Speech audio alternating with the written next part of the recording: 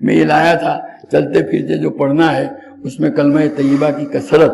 اس سلسلے میں حضرت نے فضائل ذکر میں ایک چیز لکھی ہے.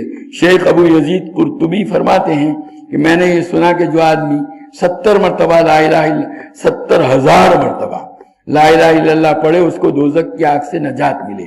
میں نے یہ خبر سن کر ایک نصاب یعنی 70,000 کی تعداد اپنی بیوی کے لیے بھی پڑھا اور کئی نصاب خود اپنے لیے پڑھ کر ذخیرہ آخرت بنایا. ہمارے پاس ایک نوجوان رہتا تھا جس کے متعلق یہ مشہور تھا کہ یہ صاحب کشف ہے, جنت دوزخ کا بھی اس کو کشف ہوتا ہے. مجھے اس کی درست صحت میں کچھ تردد تھا. ایک مرتبہ وہ نوجوان ہمارے ساتھ کھانے میں شریک تھا کہ اچانک اس نے ایک چیخ ماری اور سانس پھولنے لگا اور کہنے لگا کہ میری ماں دوزخ میں جل رہی ہے. اس کی حالت مجھے نظر آئی. قرطبی کہتے ہیں کہ میں اس کی گھبراہٹ دیکھ رہا تھا. مجھے خیال آیا کہ ایک نصاب اس کی ماں کو بخش دوں جس سے اس کی سچائی کا بھی مجھے تجربہ ہو جائے گا. چنانچہ میں نے ایک نصاب 70,000 کا ان نصابوں میں سے جو میں نے اپنے لیے پڑھ رکھے تھے اس کی ماں کو بخش دیا. میں نے اپنے دل میں چپکے سے ہی بخشا تھا اور میرے اس پڑھنے کی خبر بھی اللہ کے علاوہ کسی کو نہیں تھی. مگر وہ نوجوان فوراً کہنے لگا چچا میری ماں دوزخ کے عذاب سے ہٹا دی گئی. قرطبی کہتے ہیں کہ مجھے اس قصے سے 2 فائدے ہوئے.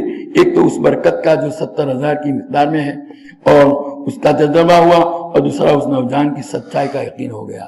یہ چیزیں بھی چلتے پھرتے ایسے نصاب بھی اپنے لیے جمع رکھو. ہمارا حال تو یہ ہے کہ ہمارے عزیزوں میں سے کسی کا انتقال ہوتا ہے تو پھر قرآن لے کر بیٹھتے ہیں پڑھنے کے لیے, اور کہا یہ پورا ہوگا تو اس کو ثواب بھیجیں گے. وہ جو فارسی میں کہا گیا تا تریاق ازیراق آوردہ شود مار گزیدہ مردہ شود, جس کو سانپ نے کاٹا ہو اس کے علاج کے لیے تریاق عراق سے لائیں گے وہاں تک تو یہ مر جائے گا.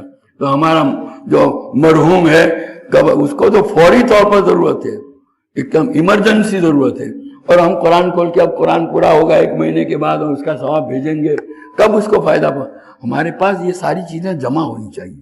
جو کچھ پڑھو قرآن جتنا بھی پڑھو روزانہ نوٹ کرو, ایک ڈائری بناؤ اور تسبیحات جو پڑھو اس کو نوٹ کرو. یہ لا الہ الا اللہ کی اس سارے نصاب بھی باقاعدہ پورے کرتے رہو اور اس کو جمع کرتے رہو. آپ کے پاس ایک بہت بڑا اسٹاک ہونا چاہیے ان چیزوں کا. عزیزوں میں سے کسی کا بھی انتقال ہوا فوراً اس میں سے کچھ ان کے لیے کیا کر دیا, بھیج دیا, فوری طور پر اس کا بھی فائدہ ہوگا. تو یہ بہت یہی طریقہ اختیار کا ہمارے اکابر کے یہاں اسی کا اہتمام ہوتا ہے. یہ تو ہم جیسے سست لوگ آئے تو یہ طریقہ ہی. تو بہرحال اس کا بھی اہتمام کریں. اللہ تعالی ہم سب کو توفیق دے.